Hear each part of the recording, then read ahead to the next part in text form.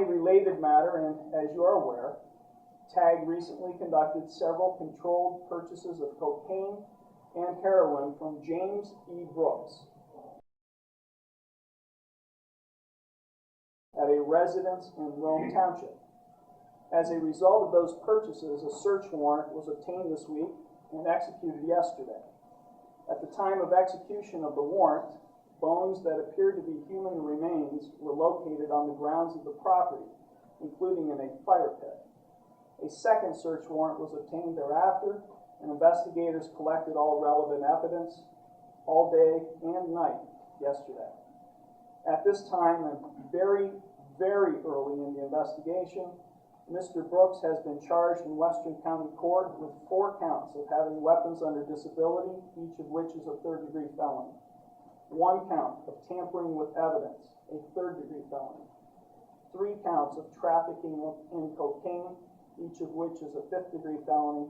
1 count of trafficking in heroin, a 5th-degree felony. And 1 count of abuse of a corpse, a 5th-degree felony. Mr. Brooks is being arraigned today at 3 p.m.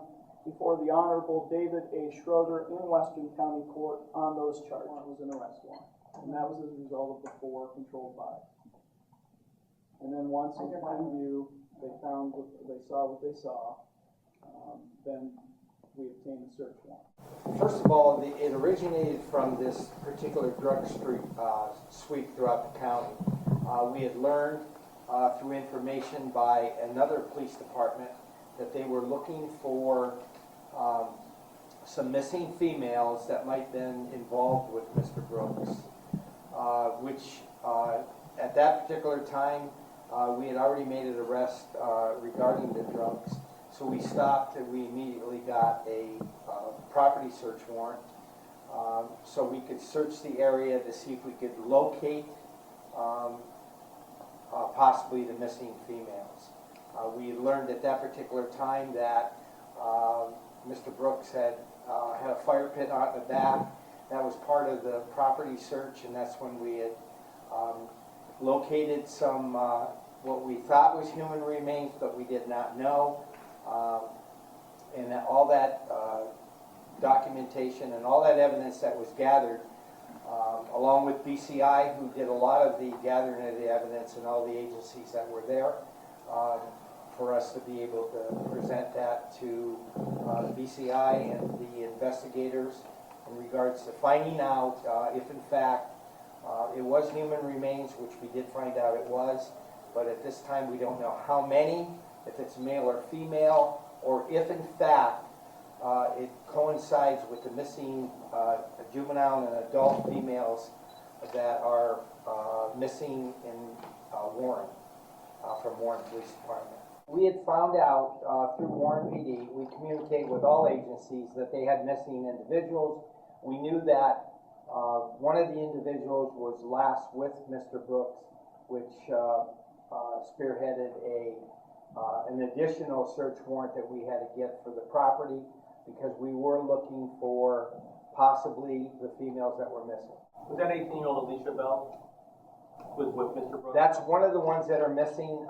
Warren PD has them entered, so that was just one of the females that is currently missing.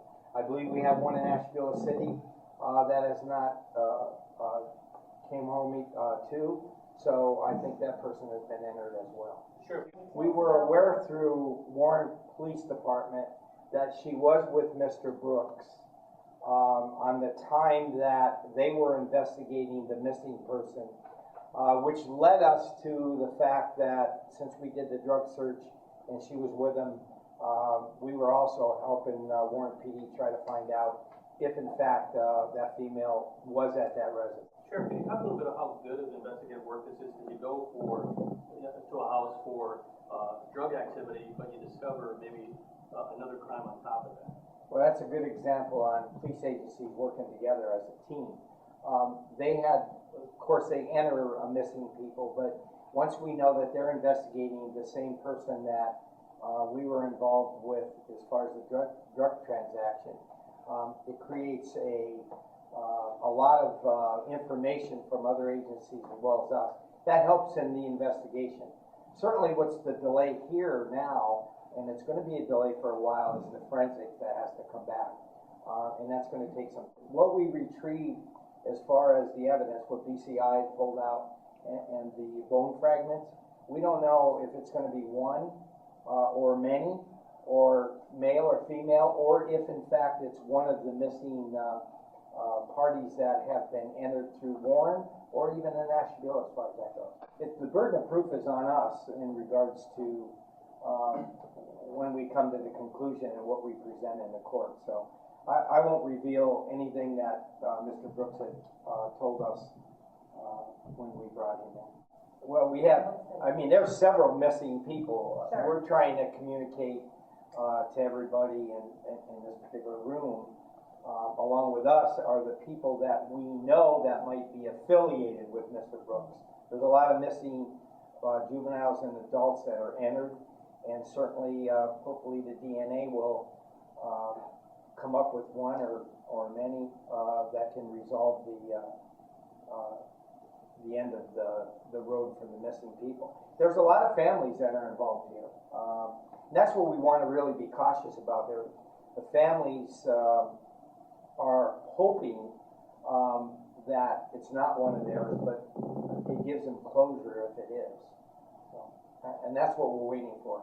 And I'll be honest, you can call us today, you can call us tomorrow, you can call us the next day.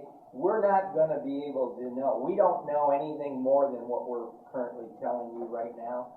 But when the forensics comes, and if they identify, then we'll be able to release that information. Mr. Brooks was the only one arrested at the house in regards to this.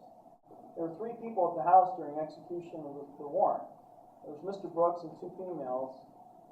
We don't know if there are any other persons there. I mean, so we have an ongoing investigation here. As I indicated in my press release, this is very, very, very early in the investigation. You keep throwing out Alicia Bell. We have no idea whose remains these are. I would urge you to exercise caution in reporting who you think would be this person. Use, I would say, fair reporting here, because we would really all hate to get the hopes up, or maybe to really fracture the hopes of the family of Alicia Bell. We do not want to put somebody's name out there that it might not be. We don't know. Now, we're interviewing the neighbors and anybody that's around, and putting all our information from Warren PD and what we did, and then we're just going to have to come up with a conclusion. Hopefully the forensic will help us out on that too.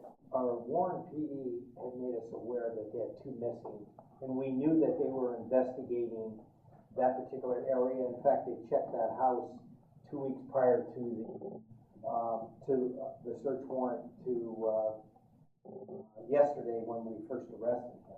So the information between the 2 departments led us to believe that because this person was seen with him, that we should go further in our investigation. Methamphetamine is a problem drug in our county, and when we go to all these drug houses and we encounter fire pits, we always look at the fire pit to see if evidence is destroyed, and that's a common practice with meth labs. So they were looking to see if there were items in there. And then some of the officers that were out there observed things that appeared very suspicious to them, and that causes us to stop and think and reassess where we're at, and to call to the prosecutor office and to call for the next search warrant.